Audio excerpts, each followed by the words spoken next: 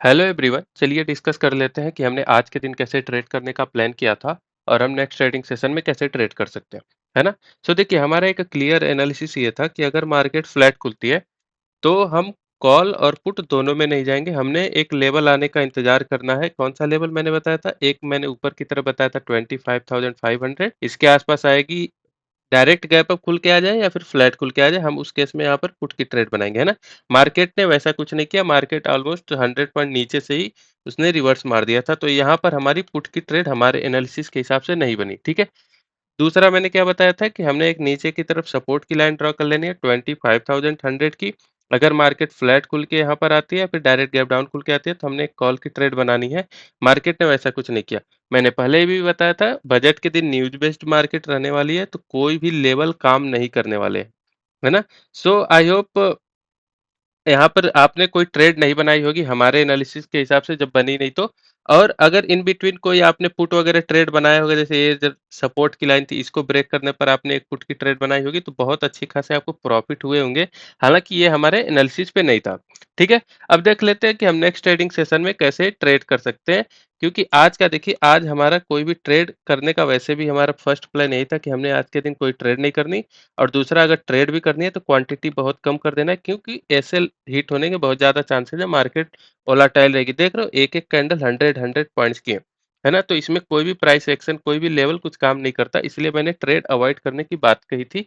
I hope आप आगे से इन बातों को याद रखेंगे, ठीक है। अब देख लेते हैं कि कल के दिन हम कैसे ट्रेड कर सकते हैं नेक्स्ट ट्रेडिंग सेशन में। सो देखिए, अगर मार्केट फ्लैट खुलती है, ठीक है, तो हमें कॉल में बिल्कुल नहीं जाना। क्यों नहीं जाना कॉल में? क्योंकि देखो, मार्केट में इतनी अच्छी सेलिंग हुई है और दोबारा से बायर्स ने जब ट्राई किया, फिर से वापस से सेलिंग हुई, तो अभी सेलर्स जो है वो ज्यादा पावरफुल है, ठीक है। जब सेलर ज्यादा पावरफुल है तो हम कॉल के साइड क्यों जाए भाई, है ना। सो देखो, अगर मार्केट फ्लैट खुलती है और इस लाइन को ब्रेक कर देती है 24,720, ये ऑलमोस्ट इसका लो है। जब मार्केट इसको ब्रेक करेगी तो हमारे टारगेट हो जाएंगे 24,550 के, ठीक है। ये हमारे टारगेट हो जाएंगे 150 प्लस पॉइंट के। मार्केट बहुत तेजी के साथ ये टारगेट हमें दे सकती है तुरंत, है ना।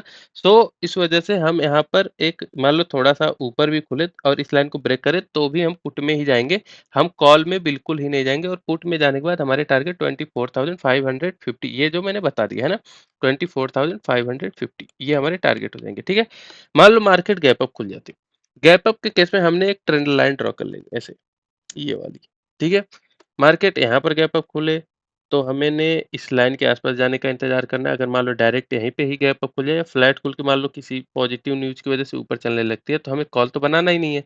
मार्केट इस लाइन के आसपास कहीं मिलती है, ठीक है, तो हमने एक पुट की ट्रेड बनानी। और मान लो अगर उस लाइन के पास जाती नहीं है, कहीं पे यहीं पे इन बिटवीन ही रह जाती है और यहीं से निकलना नीचे की तरफ शुरू कर देते, तो भी हम पुट का ही डायरेक्शन देखेंगे। गैप अप में भी हम कॉल के साइड नहीं जाएंगे। क्यों?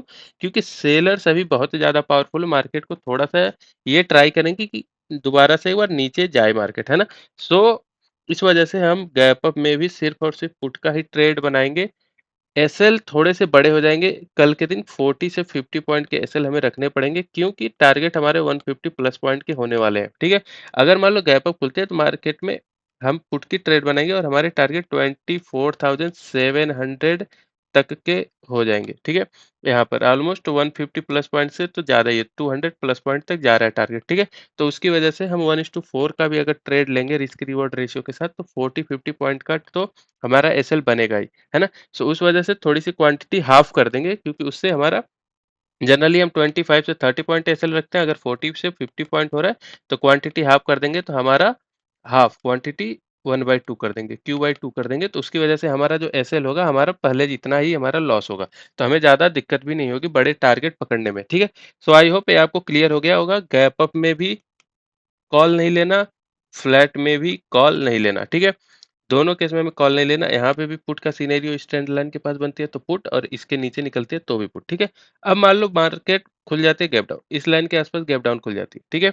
सो देखो, अगर मार्केट इस लेवल को ब्रेक नहीं करती, 24,550 जो मैंने लेवल पहले बताया, उसको ब्रेक नहीं करती और इस प्राइस के आसपास कुछ बुलिश पैटर्न बनाती है, ठीक है। सो क्या होगा, ये जो सेलर्स है, यस, इन्होंने सेलिंग की और यहाँ पर एक बाइंग का ट्राई हुआ था, ठीक है? बहुत अच्छा। अभी मार्केट इन बिटवीन है, ठीक है?